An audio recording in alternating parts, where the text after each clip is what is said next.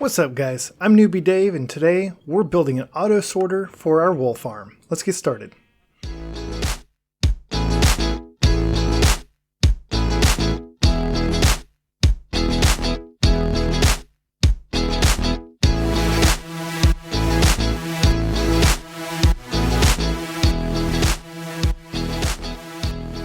How's it going everyone? Hope you're having a great week.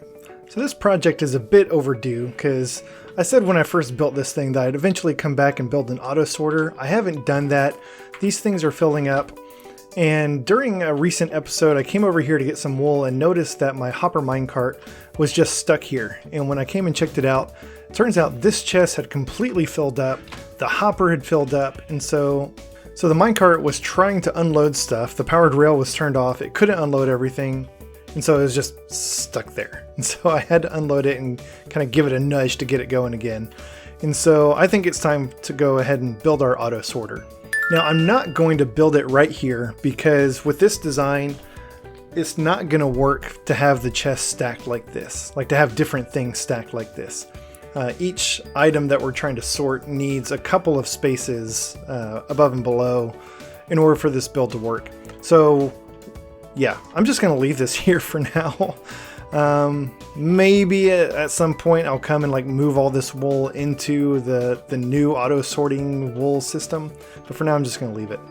Now this build is going to be quite big. It's going to take up a lot of space and I don't really want to build it over here because I'm trying to avoid going any further in this direction with new builds unless I just absolutely have to. It's getting kind of far away from the main base and I don't want to go that way.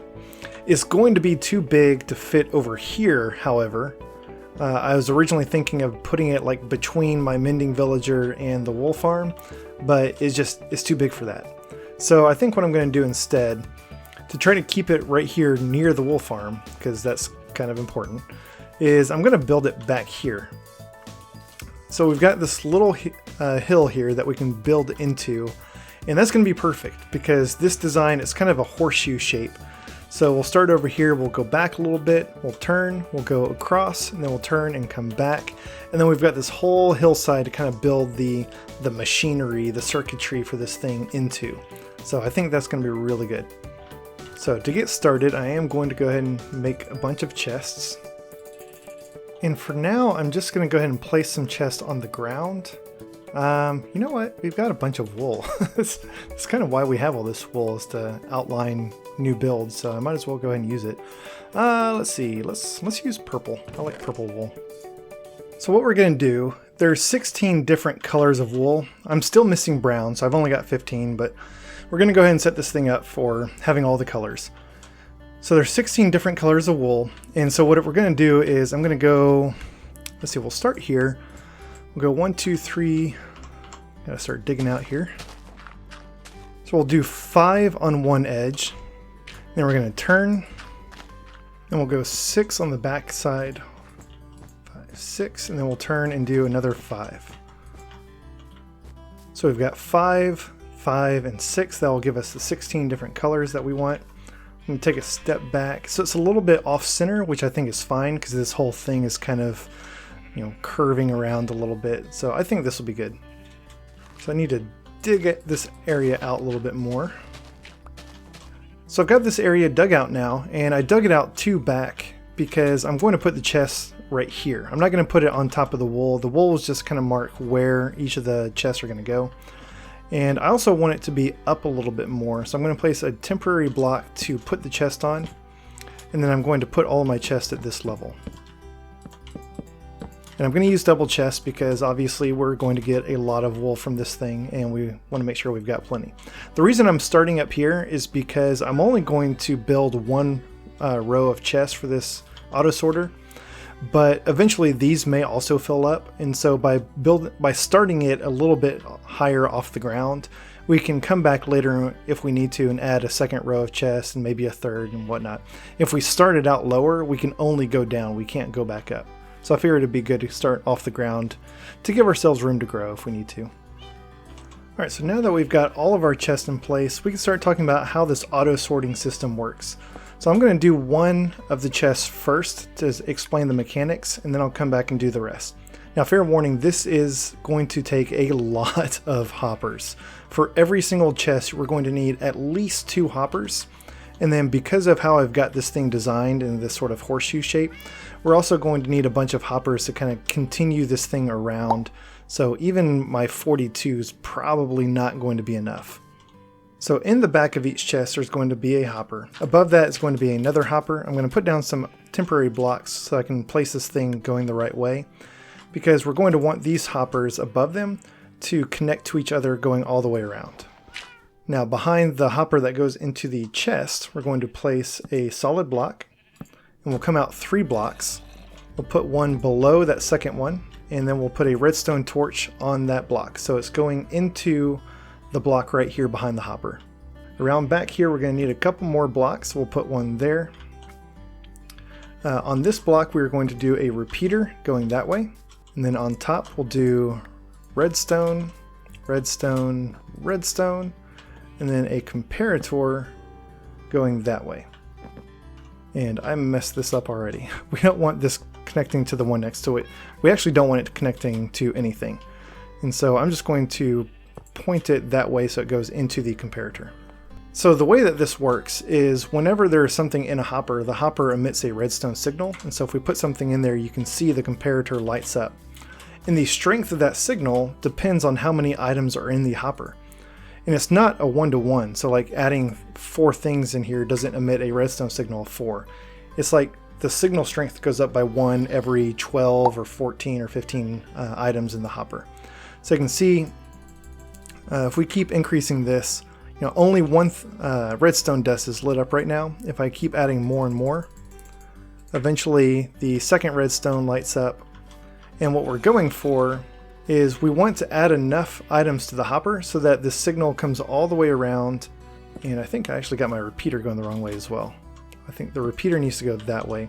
We want the signal to eventually come all the way around into the repeater and deactivate this redstone torch. So you can see as I add more and more items, I'll just throw in the full stack. Eventually, there's a strong enough signal coming out of that hopper to deactivate this torch. What this torch is doing is it's sending a redstone signal into this block, which then goes into this hopper. And so, as long as there are fewer than 45 items in the hopper above it, this redstone circuit is locking this hopper. So I can add whatever I want in here, and nothing's going to get pulled out into the chest because that hopper is locked by the redstone signal. If I add another item up here, it's enough to temporarily deactivate this signal, which unlocks this hopper, which allows something to get pulled out. So that's the idea of locking and unlocking these hoppers. Now, how are we using this for an auto sorting system? Well, the idea is as long as there are 45 or fewer items in this hopper, it locks the one below it. And so I'm going to put 44 items in there, and then in this first slot, I'm going to put the item that I actually want to get pulled through this circuit, which in this case will be, I'm going to use purple wool here just for testing purposes. I don't know what color this first one's going to be, but I've got some purple wool on me. So now there are 45 items in here. The circuit is still locked. Now if I add another purple wool, we can see it temporarily unlocks the circuit, and the hopper below it pulls the first thing out of the hopper, which is the purple wool. I add another one, pulls it out, another one pulls it out. There's a full stack of purple wool in here, then it's just going to keep pulling each one out, which then gets pulled into the chest, until we reach 45 items up here again, which should be a single purple wool. So by putting 44 items in here, plus the item that we want pulled out, the hopper will continue to pull anything that's already in the hopper into it. So if I come back up top here, if I throw some redstone dust into this hopper, it's not getting pulled in because the hopper's full and it doesn't have redstone dust. If I throw some dirt on here, it doesn't get pulled in. But if I throw some purple wool, it does get pulled in because the hopper already has purple wool. That pushes it over the edge, which unlocks the circuit. The purple wool gets pulled out until it reaches 45 again, and then it shuts off. So that's the idea, is this is what's going to lock the hopper below it, and also what's going to determine what can get pulled out. The rest of these blocks are just filler in order to lock the hopper. So we're going to do the same thing for all of these chests, and then whatever item we put in that first slot is going to determine what gets pulled through and what goes into the chest. Now for this sort of circuit, whatever blocks you use here, you want to make sure that those are something that isn't going to get pulled into this hopper. Right now I'm just using stone. I think I'm actually going to come back and use iron, because I've got so much iron, I'm not going to miss it.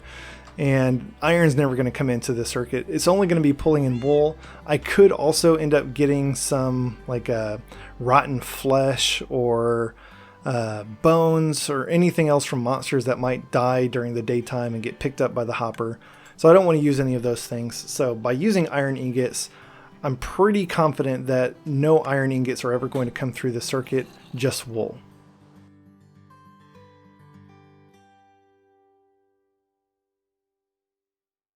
So because I made a couple of mistakes with that first one, I'm going to do one more just to show you again how this thing gets put together, and then I'm just going to go through and do all the rest of these. Now this is the reason that this build is so big, because this thing sticks out, what was that, 5 blocks behind each chest, and so I'm going to have to dig out a lot more behind all of these chests to have room to put all these things in. But let me show you one more how this gets put together, and then I'm just going to kind of blow through the rest of them on my own. So let's start with the one on the bottom. We're going to put a redstone torch in front of that, 3 more blocks on top, a redstone repeater going into the blocks, a block behind that, redstone on top of the whole thing, and then a comparator facing this direction. And then behind this we'll put a hopper going into the chest, and on top we will put a hopper going into the comparator. Now the top hopper is going to be the one that we lock, so we'll put in 11 iron ingots, and then the wool color of our choice. So for this one I'm going to put magenta. So now if we put another magenta in there, it should fall through, and it'll just keep going, pulling these magenta wool into the chest. So we've got our second chest set up. We're just going to repeat this for every chest around here with every different color wool that we have.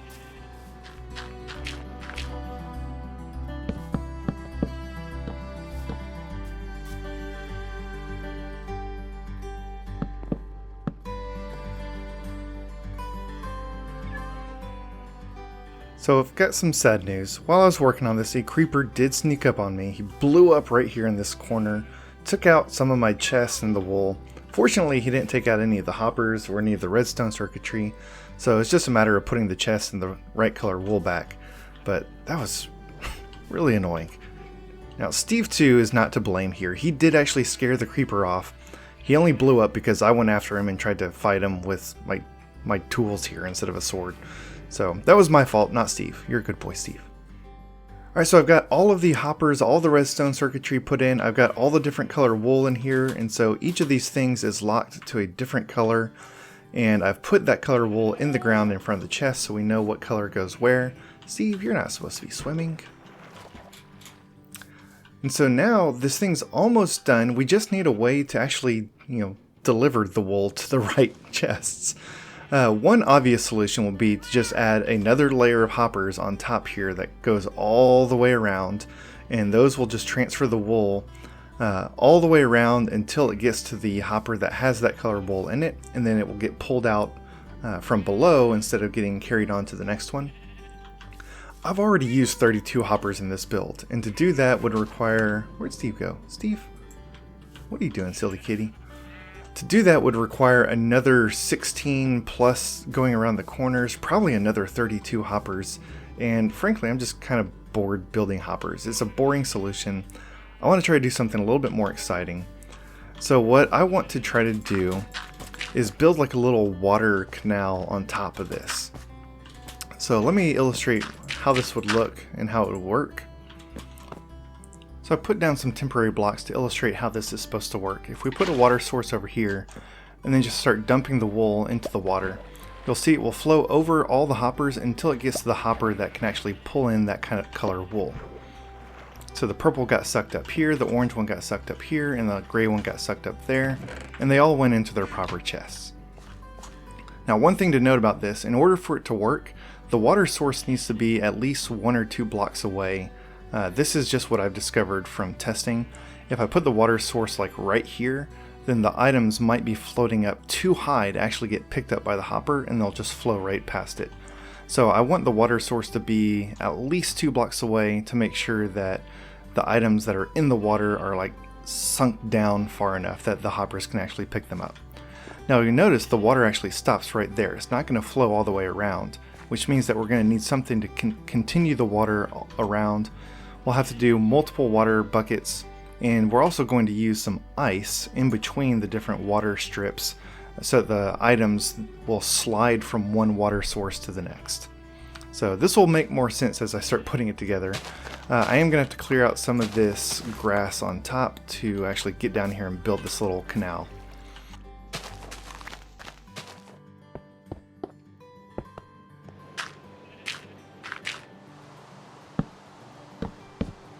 So I dug out a trough all the way around this thing that goes over all of the hoppers, and on the corners I put down ice, and then around it I just put down some spruce planks to provide some nice walls to this thing to make sure that I don't accidentally break through and spill the ice sometime in the future. So I'm going to start over here. This will be our first water source. We'll see that this flows all the way to the very first piece of ice right here. Now I need to put another water source right around here to carry it around more, but if I put that down, it's going to flow in both directions, which is not what we want. So we're going to put a sign right here to stop the water. Now this water source will just flow around this way, and even that is not really what we want. We want it to start maybe... that's not going to carry it far enough. I think we're going to have to do something a little bit funky here. So I think we're going to have to do water source there, another sign, and a water source there. Yeah, so that'll carry it over all of the hoppers. Let's see what happens if we put something like a sign in the water. I want to make sure it goes around that turn. No, it's getting stuck. Okay. So hopefully this isn't going to cause the wool in this chest, the white wool, to bounce over. So I'm going to test with the white wool and make sure it gets sucked in. So we should see it goes all the way down here, makes the turn. Yeah, good. So we needed this water source to carry it around the corner, but it wasn't going to go far enough to go over all the hoppers. So we needed another water source right here. And this is just because of how I've got my turns. They're a little bit too big for one water source to make it all the way around. Now we need to do something similar on this side. We'll put down a sign, a water source there, a sign, and a water source there. So one thing I added, I put one more hopper on the very end with a chest under it. This is just going to be our overflow. If we do get any sort of rotten flesh or tree leaves or anything like that that accidentally falls into this thing, come here, Steve. It's not going to get picked up by any of these hoppers, and so that last chest is just for like everything else that makes it all the way around. So let's test this thing out. I'm going to grab a couple different color wool, one from each side, and we'll drop all of these into the water along with some extra things that shouldn't be there. I'll make sure that all of them go all the way around, get picked up by their respective hoppers, and the last few items should end up getting picked up in the last hopper over here. I may have accidentally... No, I didn't get them. Okay. So there's our bucket and our cooked pork chops, which didn't belong in there. You can see I threw in green, which ended up in the green chest, pink ended up in the pink chest, and orange ended up in the orange chest. So it looks like this thing is working the way that we want it to. I'm a little bit surprised, actually. I was expecting a little bit more complications just because, I don't know, my builds seem to have a little snag here and there.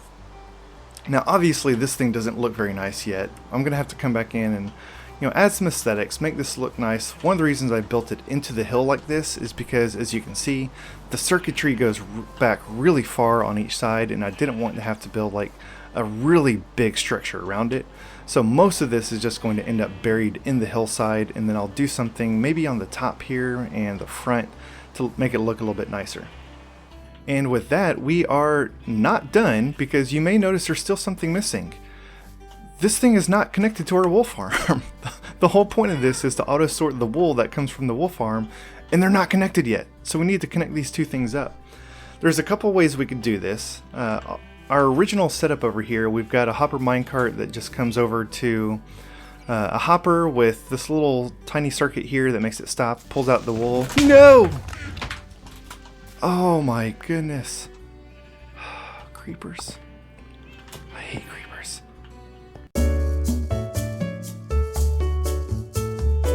Alright, so I got the chest situation cleaned up.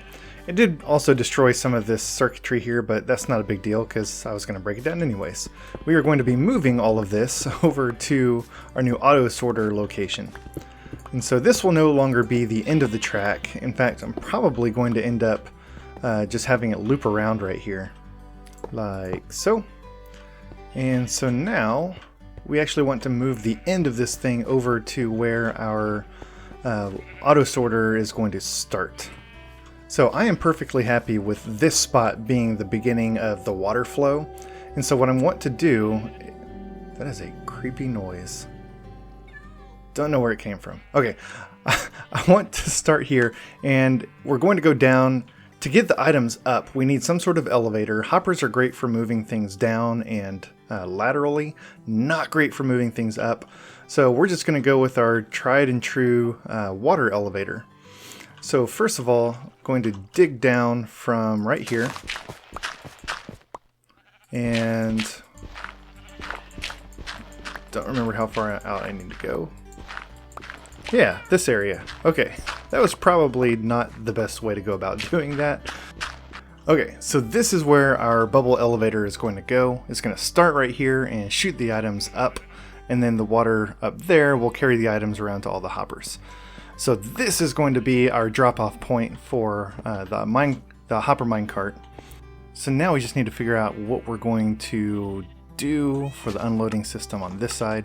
I think because there are sheep right above me here and here, this part of the rail needs to be here. It cannot move. This little turn right here was really just to get it back over to that side. So I think this will just become the end of one end of the rail. That's where it's going to bounce back and turn around and come all the way back. So this will be where we actually end up unloading things. And I need to figure out if I want to go that way with it or that way with it. It looks like they're about the same distance from that corner, so it's probably not going to matter. So I think I'm going to go this way with it just so that I don't have to make an unnecessary turn. And because I'm going to go down, I'm probably going to go ahead and replace one of these with a powered rail so that it will, when the minecart comes up this little incline, it gets an immediate little speed boost. And you know what? Actually, I'm not going to go down. I'm going to keep this all at the same level. I forgot that the hopper goes below the rails, and so that's actually going to end up dropping us down one more. This... I might be doing a little bit of rambling because I haven't actually built this part yet to try things out. So I'm making this up as I go along right now. Okay, I think I got this thing all wired up again. This is one of those things that I always have to go look up how it's supposed to be built again. So the powered rail is on right now. If we put something in the hopper, it turns off. And then if we send a minecart over the detector rail, it turns off for a second and then keeps going. Good. Now I don't want this thing going around and round right now because it's just going to collect a bunch of wool and this thing is going to fill up, and I don't want it filling up while I'm working on this, so I'm just going to leave the hopper minecart off the rails for now. So this is going to pull the wool out of the hopper minecart. Now how do we get it over to what's going to become our bubble elevator? Well, for that we're going to need another hopper and a dropper. So our dropper is going to go, let me see, we'll put it this way. Nope. I always forget which way these things need to be placed. So we want it to go this way. We'll put another hopper that goes into it. And this is just going to transfer the items from that hopper into the dropper. So as always, I like to test everything. So I throw some of these into that hopper and they all end up in the dropper. Good. Now the dropper will spit out whatever's in it when it receives a redstone signal. And we want to configure this thing so that it emits a redstone signal as soon as it gets something in it. So basically it's going to be self-triggering it. By putting something in the dropper, it will activate the dropper, which will then spit out whatever's inside of it. And that will go into a little sort of ice road here that will carry the items. Whoa, okay, there is a cave directly under this that I just fell into. Let's get out of here before anything bad happens. Holy moly, I was not expecting that. Alright, back to our build. So this thing is going to spit items out. To make sure that they don't go everywhere, we'll sort of cover this up like that. So it will spit out the items right here, and then we will put down some ice. There's that cave again. Wow, it's just right there. And a water source, and so this will carry the items over to, I'll put down some soul sand. And this will be our bubble elevator that will carry them all the way up to the top there. Alright, so how do we make this dropper self-activating? Well, we're going to need a sticky piston, 2 observers, some solid blocks of some sort, a redstone comparator, and a little bit of redstone. Now, because I'm working in kind of a small confined space here, I'm going to build this thing a little bit backwards. We're going to want a solid block on top of the observer, and then on top of this we need to put a piece of redstone. The reason I did that first is because this thing is about to become enclosed and we wouldn't have been able to get to it otherwise. Now we'll put a redstone comparator next to the dropper with the 2 redstone torches facing the dropper and a sticky piston in front of that pointing up. On top of that sticky piston we want an observer that faces this way, like that. And then on top of the observer we will put a temporary block. Make us some space here, and then facing that temporary block our other observer. So these 2 observers will be facing each other when the sticky piston is extended. That's going to, when observers observe each other, they just constantly emit a redstone signal because they're constantly detecting changes from the other one. So this observer will send a redstone signal into this dust, which will pass through the block into the dropper, causing it to dispense something. As long as there's something in the dropper, it will send a redstone signal into the comparator, which will extend the sticky piston, and it's just this sort of self-sustaining loop. So if we did this correctly, as soon as we put something in the dropper, this thing will activate. It starts triggering the dropper to start ejecting items until it finally runs out, and then it shuts off. So this is a really nice compact design. You can actually make it even more compact on Java Edition because of how redstone signaling works, but on Bedrock Edition we had to move everything up 1 block to get it to work. So anything that comes into this dropper will activate the circuit. The dropper will immediately drop it into this little water canal, and so the last thing we need is to build our little water elevator. So for this water elevator I'm going to go with stone bricks and some blue stained glass for the actual build. So we'll do something like that. I think this will look really nice. So now I'll come up on top and remove that bottom block, which will cause this water to flow down into our little cave down here. Now we need to make sure that it doesn't flow into, it doesn't flow back that way. We want everything flowing this way. So we'll put a sign right in front of it to block the flow of water. Now the water that's coming from the dropper, I put ice under it, and so everything will get pushed this way and then it'll slide into the bubble elevator. I'm also going to need to put some signs on these sides because these are not source blocks yet. I still need to turn them into source blocks. And we will do that with kelp. Now kelp can't be placed on soul sand, so we're going to have to put down some regular dirt. Do kelp all the way up and then break the kelp. So now all that is source. And it looks like we're going to need a couple more signs right here. Okay, needed some more signs to keep the water sources here from overflowing. And then we will put our soul sand back down, which will turn this whole thing into a bubble elevator. So one last thing we need to put a top on this to keep the items that come up from the bubble elevator from just shooting up into the sky, and they might end up on the sides here. Probably don't want it directly on top. We'll go kind of up and over like that. Yeah. So now anything that comes up the bubble elevator will hit that glass and just stop and then flow down. So once again, I'm going to test this with some of the colored wool from our chest up here. So I'll take some orange wool, take some red wool, and we'll take some green wool. Now if I toss each of these into the hopper along with some overflow items, everything should go to its intended desired place. So our 3 orange wool made it to the orange wool chest, our 3 red wool to the red wool chest, our 3 green wool to the green wool chest, and the overflow items made it to the end. So yeah, I think our auto sorter is working, and I'm really excited about it. The last thing to do is just come clean this thing up and actually make it look nice.